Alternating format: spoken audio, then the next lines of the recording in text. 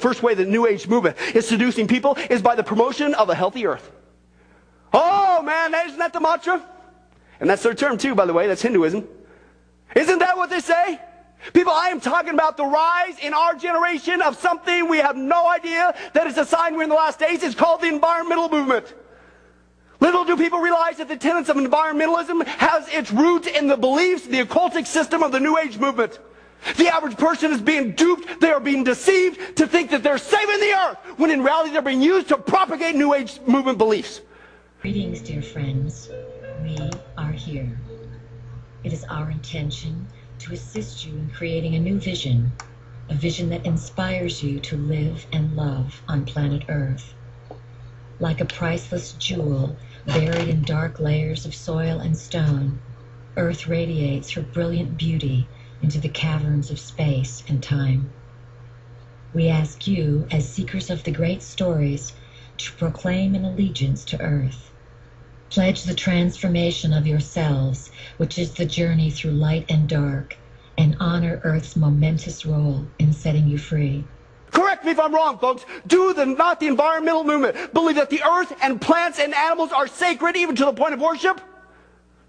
You ever talk to somebody who's entrenched in that? It's like a religious worldview, isn't it? Because that's exactly what it is, folks. It's called paganism. Animals are brilliant and are much smarter than humans. Many are now moving to this world of light, which is why there are so many so-called extinctions taking place.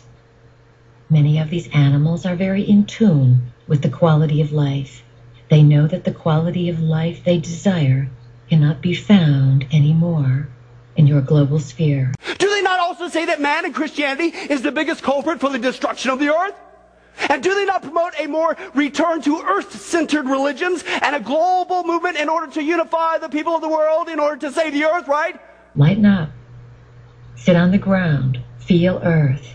Communicate with Earth and trust Earth. Trust that when Earth moves, you will move in sync. Trust that Earth will love you, warn you, and inform you in some way. Trust that the insects will speak to you, along with the cats, the dogs, and the birds. If you have this communication and deep love and appreciation for the energy of Earth's vibration, Earth will work with you. Remember, she knows you. No matter where you are, she knows your feelings and intentions and responds accordingly. Now, if you guys were paying attention, put two and two together, that sounds exactly like the New Age beliefs, right? It's because it is. It's been repackaged, folks. It's coming right under the radar. And for those of you who are having a hard time thinking, yes, the environmental movement has ties with the New Age movement, and it's being used as a tool to unify all the religions into one that the Bible said would come in the last days. I've got proof for you, folks. Check out this video clip. They are being used to draw even Christians into a one-world religion. Take a look. What would Jesus drive, huh? Environmental evangelism. It is the new way to raise awareness about global warming. Our Fox Religion correspondent Lauren Green joins us with more on that now. Good morning. Who's pushing green, Lauren? Hey, well, a lot of people, and it really is across the board, theoretically speaking, or religiously speaking. Here are the top green religious people, according to Live Earth. We've got Reverend Joel Hunter. He's the senior pastor at Northland Church in Longwood, Florida. He actually was offered the head of the Christian Coalition, but turned it down because he wanted to focus on issues like poverty and environmental protection. We've got Norman Hobble. He's a theology professor out of Australia. He edited something called the Earth Bible. Then, of course, there's Pope Benedict XVI, and yesterday he issued a statement that said the people of faith must listen to the voice of the earth or risk destroying its very existence. We also have the Archbishop of Canterbury, Rowan Williams, head of the Anglican Church, and, of course, the Buddhist leader, Dalai Lama. But one thing you should add to this list is the National Evangelical Association, because 2 years ago it issued a letter to 50,000 members of its churches, which means it's 30 million evangelicals, saying that we affirm that God-given dominion is a sacred responsibility and that government has an obligation to protect its citizens from the effects of environmental degradation. So it is a big movement all across the board. What would Jesus drive? The Earth Bible? 30 million evangelicals going along with this? People, wake up, we're living in the last days. I don't know about you, but it sure appears to me that not only is the environmental movement being used to push for a one-world religion just like the New Age movement, but tons of Christians are falling for it. Calling to you yourselves to reconsider all you thought holy. We ask you to reevaluate the purpose of your life, to redefine the forces that rule you, to resurrect the codes of consciousness stored in your being. It is time for you to reclaim your knowledge as a creator through thought, to recall the purpose of the living library of Earth. It almost sounds like we're being deceived. We are. But that's still all. Get this. Little do people know that they are actually being prepared via the environmental teachings. Get this. This is the ultimate deception and seduction. They are being prepared right now to explain away the judgment of God that is going to take place during the tribulation. They're being taught it's a good thing. You tell me that's not satanic. Here's the text. Revelation chapter 8, verse 7, 9, 11 says this. Here's part of the judgment of God during the tribulation, the trumpet judgments. Hail and fire mixed with blood were thrown down upon the earth, and 1/3 of the earth was set on fire. 1/3 of the trees were burned. All the green grass was burned, and 1/3 of all living things in the sea died. And 1/3 of the water was bitter, and because of that, many people died because the water was so bitter. That's just one of the judgments. If you and I are not deceived, and we know our Bible, we know that that is just one of the trumpet judgments from God.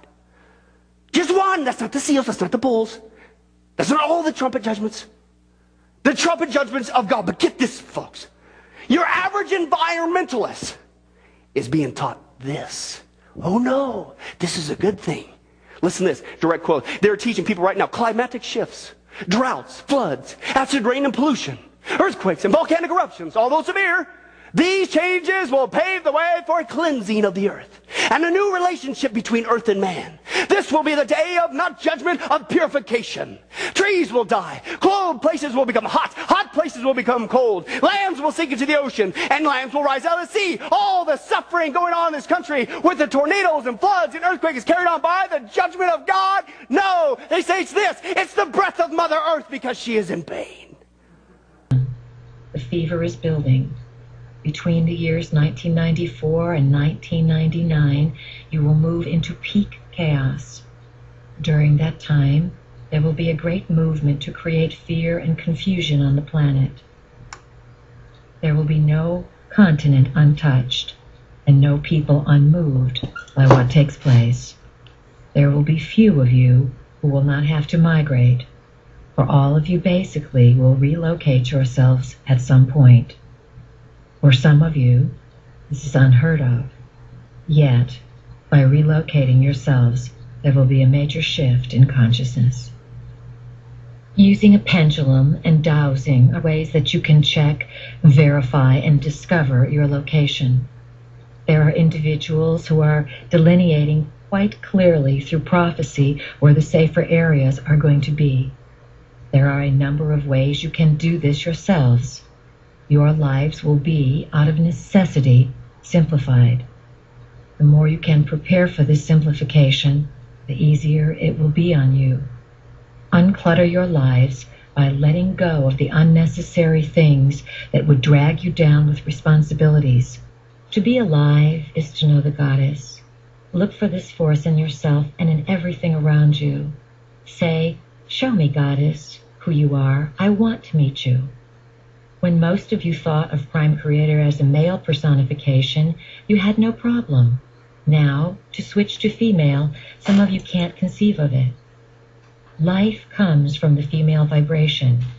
This battle will cleanse the heart of people and restore our Mother Earth from illness, and the wicked, you and I, Christian, will be gotten rid of. You get it? Do you see the deception? People, folks, right now, via this environmental movement, are being prepared to explain away the judgment of God that will occur during the tribulation. People then in the tribulation will actually be duped and deceived into thinking these catastrophes are a good thing, when in reality, folks, they are the end of all things. Talk about deception. But that's not the half of it. Here comes the big one. And this has taken 50 years, folks, to put into place. The second seduction by the New Age movement, folks, is by the promotion of a heavenly host. The promotion of a heavenly host. I'm talking about the angels' craze.